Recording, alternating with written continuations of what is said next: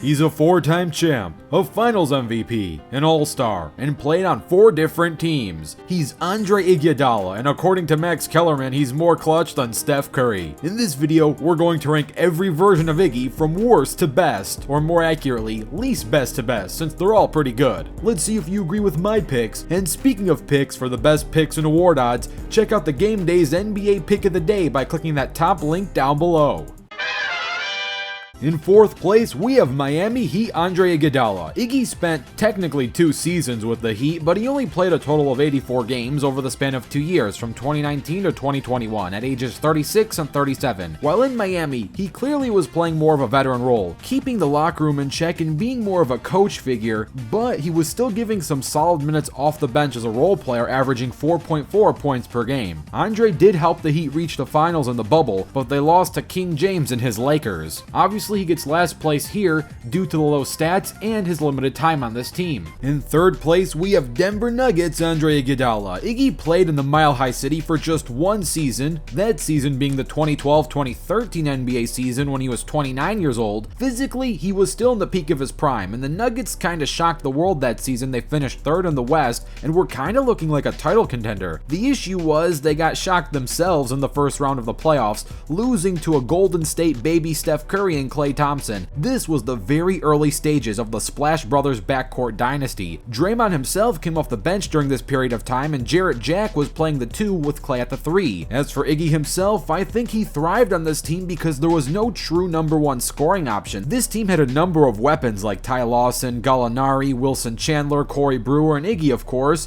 With that in mind though, they didn't have any franchise caliber playing all-stars, which is probably why they didn't do much damage in the postseason. Had Iggy spent more time in Denver, I probably would have ranked him higher, but also, in the moment, fans were probably mad at Iggy for hopping onto an up-and-coming title team, that team being the Warriors, right after losing to them. But at this present time, looking back, it kinda actually helped out Denver in a butterfly effect type of way, because it allowed Denver to somehow someway find a 2-time MVP in the 2nd round of the 2014 draft with the 41st pick in Nikola Jokic. And now for the moment you've all been waiting for, Golden State Warriors Iggy versus 76ers Andre Iguodala. Obviously, you can make a legitimate argument for both versions of Iggy. If you compare resumes and trophy rooms, Warriors Iggy no question has the better trophy case with 4 rings and a Finals MVP. Now, if you're going off of physicality, Andre was in his true physical prime while playing on the 76ers, and he made an all-star team in Philly. He made an all-defensive first team with the Warriors in 2014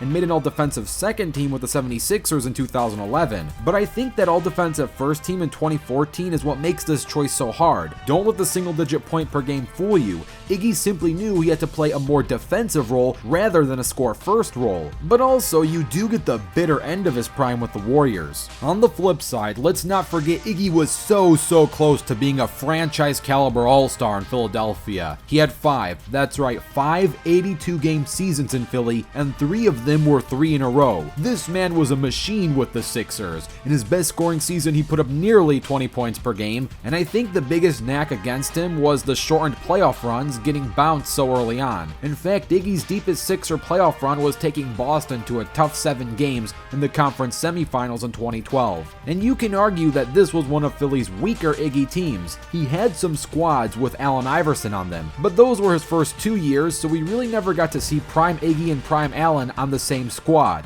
AI did win a scoring title in Iggy's rookie season, but again, Andre wasn't a huge part of that team. Sure, he was a piece to the puzzle, but just imagine prime Iggy and prime AI on the same team. Andre could have provided a legitimate second scoring punch for him and still be an elite defender. And if they were both in that 2001 finals, I don't know if they beat prime Shaq and an up-and-coming Kobe, but they definitely would have made some noise. In a vacuum though, it wouldn't be fair to say that Warriors Iggy is prime Iggy. So in that sense, it's not fair to say that the best version of Iggy is the Golden State Iggy. Thus, I'm giving Warriors Iggy the 2nd place spot, and at some point 4 rings and a Finals MVP do add up. But you have to draw that line when the true prime steps in, which is how 76ers Iguodala gets 1st place. Andre spent his first 8 seasons in Philadelphia from 2004 to 2012, and he spent 7 seasons so far with the Warriors. Who knows if he retires this summer or has 1 or 2 more to go at it. So here is every version of Andre Iguodala from least best to best. Let me know what you thought of this ranking and who you want to see ranked next. Don't forget to dunk on that like button and subscribe with notifications turned on. I'm Rebound Rewind and I'll fast forward to you later.